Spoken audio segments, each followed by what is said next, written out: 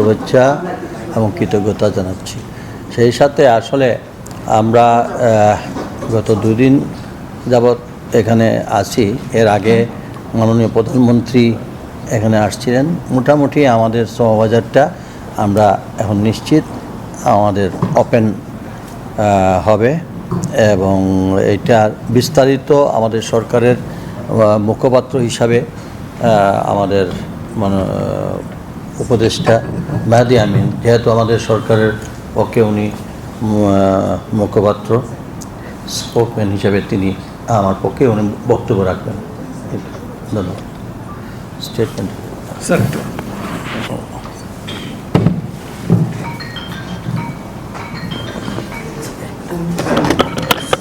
सब साइलेंट करो प्लीज।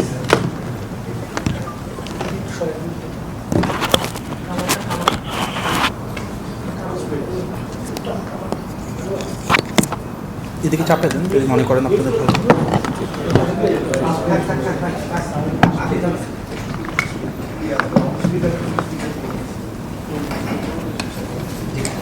আসসালামু আলাইকুম প্রিয় সাংবাদিক ভাইয়েরা, বোনেরা, আপনারা ইতিমধ্যে অবগত রয়েছেন যে আমরা গত 2 দিন ধরে এখানে অবস্থান করছি। বাংলাদেশের মাননীয় শ্রম ও কর্মসংস্থান মন্ত্রী, যিনি প্রবাসী কল্যাণ এবং বৈদেশিক কর্মসংস্থান মন্ত্রণালয়ের দায়িত্বে রয়েছেন, আপনাদের সাথে আজকে এখানে মিলিত হতে পেরে খুবই ভালো লাগছে এবং আপনাদের মাধ্যমে যে বিপুল সংখ্যক প্রবাসী বাংলাদেশি মালয়েশিয়ায় বসবাস করছেন, আমরা সবাইকে শুভেচ্ছা জানাই, আন্তরিক ভালোবাসা জানাই। মালয়েশিয়ার সাথে বাংলাদেশের একটা ঐতিহাসিক সম্পর্ক রয়েছে, যে সম্পর্ক শুরু হয়েছিল শহীদ প্রেসিডেন্ট জিয়াউর রহমানের সময়, দেশনেত্রী বেগম খালেদা জিয়ার সময় সেই সম্পর্ক একটা ভিন্ন মাত্রায় চলে গিয়েছে এবং সেই লিগেসিটাকে ধারণ করেই নির্বাচিত বাংলাদেশ সরকারের মাননীয় প্রধানমন্ত্রী জনাব তারেক রহমান ওনার প্রথম বিদেশ সফর এখান থেকে শুরু করেছিলেন।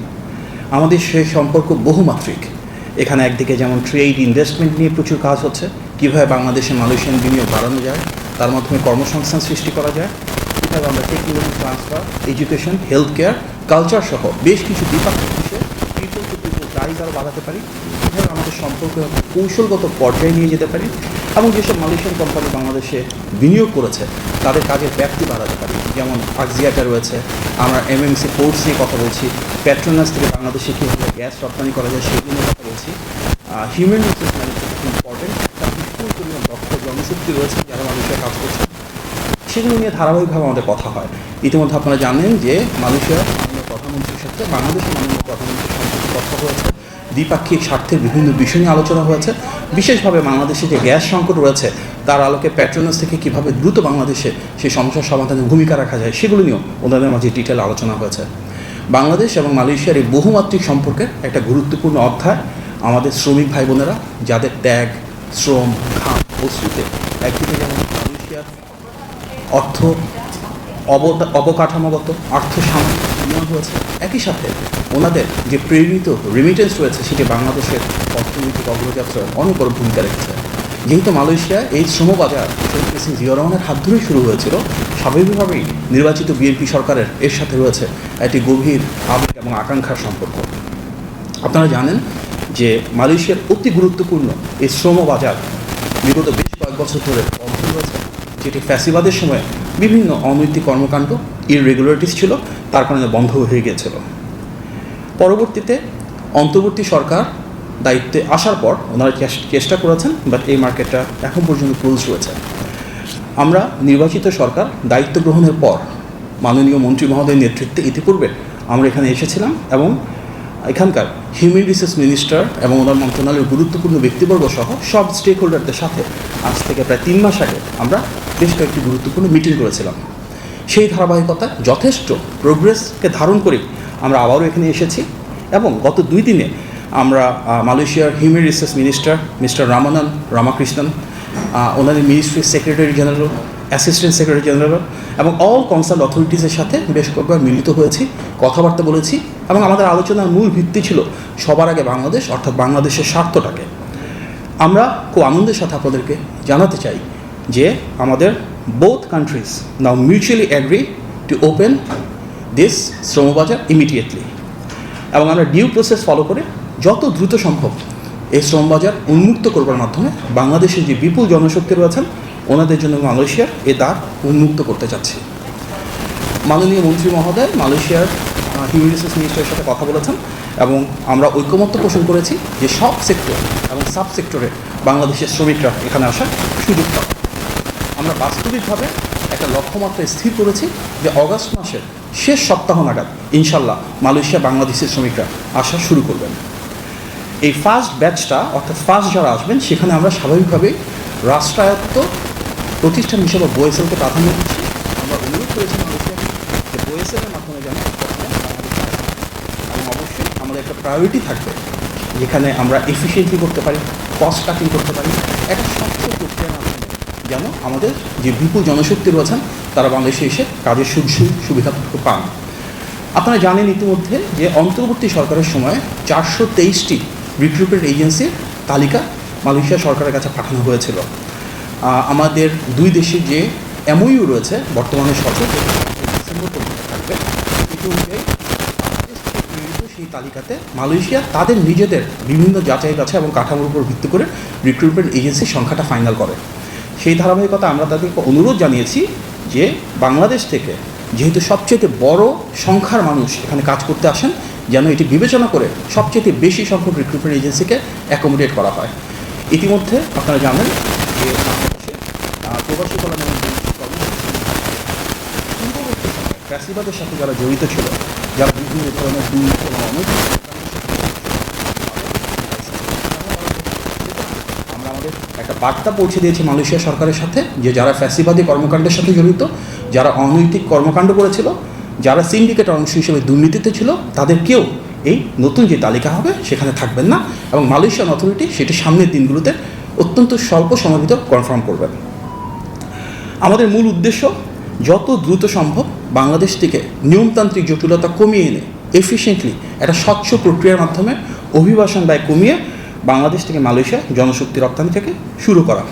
পাশাপাশি যারা মালয়েশিয়ায় আমাদের অভিবাসী ভাই এবং বোনেরা রয়েছেন সেই শ্রমিকদের জীবন মানের জন্য উন্নয়ন করা সম্ভব হয়, তারা যেন আগের চাইতে আরও একটু ভালো থাকেন। গণতান্ত্রিক সরকার হিসেবে, নির্বাচিত সরকার হিসেবে আমরা আমাদের সর্বোচ্চ আন্তরিকতা পাশাপাশি দেশে যারা রয়েছেন তাদেরকে আমাদের আহ্বান থাকবে, যেহেতু আমাদের শ্রম বাজার খুলে যাচ্ছে এবং আগামী 1 মাসের ভিতরে আমরা আশা করছি যে বেশ কিছু শ্রমিক এখানে এসে কাজ শুরু করবেন।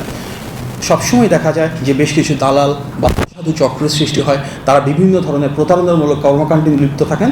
আমরা বাংলাদেশে গিয়ে সংশ্লিষ্ট আইনশৃঙ্খলা বাহিনী এবং প্রশাসনের সাথে আলোচনা করব, নির্দেশনা প্রদান করব যেন এই ধরনের ভোগান্তির শিকার কোনো সাধারণ মানুষ না হন এবং প্রতারক চক্র থেকে যেন সবাই সচেতন থাকেন, এটি আমরা আহ্বান জানাচ্ছি। আমরা টেকনিক্যাল কোঅপারেশন শুরু করতে যাচ্ছি। বাংলাদেশের যেই মালয়েশিয়ান হাইকমিশন রয়েছে এবং বাংলাদেশে যে হাইকমিশন রয়েছে, এখানে বাংলাদেশের মান্যবর হাইকমিশনার সহ হাইকমিশন সব গুরুত্বপূর্ণ ব্যক্তিবর্গ রয়েছেন। ওনাদের কাজ শুরু করবেন। টেকনিক্যাল লেভেলে আমাদের যে দুটো মিনিস্ট্রি রয়েছে, অর্থাৎ মালয়েশিয়াতে হিউম্যান রিসোর্স মিনিস্ট্রি এবং বাংলাদেশে আমাদের প্রবাসী কল্যাণ এবং বৈদেশিক কর্মসংস্থান মিনিস্ট্রি, এই দুটো মন্ত্রণালয়ের মন্ত্রীবর্গ একই সিদ্ধান্ত নিয়েছেন। আমরা যত দ্রুত সম্ভব এই কাজগুলোকে এক্সপেডিট করব এবং একটা অ্যাকাউন্টেবল এবং ট্রান্সপারেন্ট প্রসেসের মাধ্যমে আরও বেশি এফিসিয়েন্সি ইনশাল্লাহ নিশ্চিত করব। আমরা মালয়েশিয়ান সরকারকে ধন্যবাদ জানাই আন্তরিকভাবে, তারা দ্রুত যে উদ্যোগ গ্রহণ করেছেন। অনারেবল প্রাইম মিনিস্টার মালয়েশিয়ার, অনারেবল হিউম্যান রিসোর্স মিনিস্টার এবং কনসার্ন মিনিস্ট্রিতে যারা রয়েছেন তাদেরকে আমরা আন্তরিকভাবে কৃতজ্ঞতা জ্ঞাপন করছি। আমাদের বাংলাদেশের মাননীয় প্রধানমন্ত্রী জনাব তারেক রহমান সবসময় বলেন, বাংলাদেশের বিএনপির যে সরকার তার রাষ্ট্র পরিচালনার মূলনীতি সবার আগে বাংলাদেশ। আমাদের মাননীয় মন্ত্রী এবং আমরা যারা রয়েছি এই প্রসেসের সাথে আমরা সবাই চেষ্টা করেছি বাংলাদেশের স্বার্থকে সর্বোচ্চ প্রাধান্য দিয়ে, আমাদের যে বিপুল জনগোষ্ঠী রয়েছে সেটির স্বার্থকেই অগ্রাধিকার দিয়ে কীভাবে বাংলাদেশের জন্য মালয়েশিয়ার শ্রম বাজারটাকে উন্মুক্ত করা যায়। এবং আমরা বিশ্বাস করি সামনের দিনগুলোতে সেটি সফল হবে এবং আগামী 1 মাসের ভেতরে যখন বাংলাদেশের উন্মুক্ত শ্রম বাজারে প্রচুর বাংলাদেশি শ্রমিক আসা শুরু করবে, আমরা যখন তাদের জীবনমানের উন্নয়ন ঘটাতে পারবো, ইনশাল্লাহ দীর্ঘমেয়াদে বাংলাদেশের ভাগ্য পরিবর্তনে সেটি একটা বড় ভূমিকা রাখবে।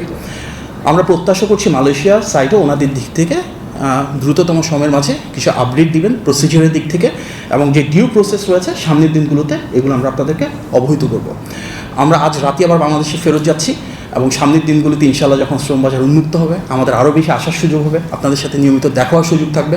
আমরা আপনাদের প্রতি আহ্বান জানাবো, একজন প্রবাসী মানুষ যখন আসেন তার পুরো পরিবারের স্বপ্ন, আকাঙ্ক্ষা, প্রত্যাশাকে সাথে নিয়ে আপনারা সবাই মিলে আমরা সবাই মিলে ইতিবাচক ভূমিকা পালন করব। আমরা হাইকমিশনকে মাননীয় মন্ত্রী মহোদয় ইতিমধ্যে নির্দেশনা দিয়েছেন যেন শ্রম বান্ধব একটা সার্ভিস আমরা এখানে প্রোভাইড করতে পারি, যেন শ্রমিকদের একটা আস্থার জায়গায় বাংলাদেশ হাইকমিশন হয়ে ওঠে এবং আমরা আমাদের সর্বোচ্চ আন্তরিকতা দিয়ে ভালোবাসা দিয়ে সরকার সর্বপ্রকারে আমাদের শ্রমিক ভাই বোনদের পাশে থাকবে। বিএনপি সে সরকার একদিকে যেমন শহীদ প্রেসিডেন্ট জিয়া রহমানের হাত ধরে প্রবাসীদের বিদেশে আসা শুরু হয় কর্মসংস্থানের জন্য, একইভাবে যেই মন্ত্রণালয়ের প্রতিনিধিত্ব আমরা করছি প্রবাসী কল্যাণ এবং বৈদেশিক কর্মসংস্থান, সেটিও কিন্তু শুরু হয়েছিল দেশনেত্রী এবং খালেদা জিয়ার সময়।